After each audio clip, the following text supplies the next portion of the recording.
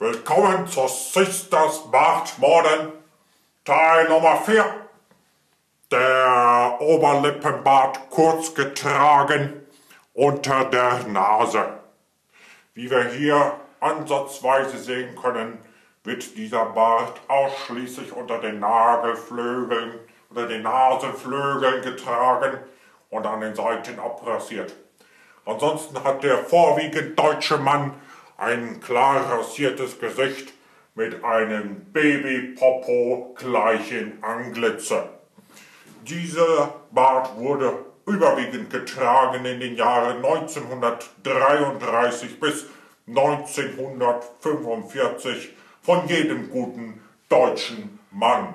Obwohl der deutsche Mann in der Regel ein blondes Oberhaupthaar trägt, ist dieser Oberlippenbart in erster Linie mit schwarzem Barthaarwuchs richtig zur Geltung kommend. Deshalb müsste man ihn eigentlich noch etwas dichter wachsen lassen, damit er in seiner gänzlichen Größe und seiner gänzlichen Dichtheit auch zur Geltung kommt. Dies ist hier leider nicht der Fall.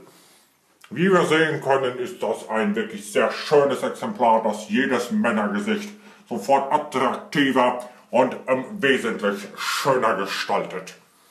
Dieser Bart war, wie gesagt, ein großer Renner, aber das nicht nur im Deutschen Reich, nein, auch in den USA wurde das sehr gerne getragen, da unter anderem von einem Schauspieler-Mimen namens Charlie Chaplin, der auch dieses Barthaar mit Würde trug und mit ihm weltberühmt wurde.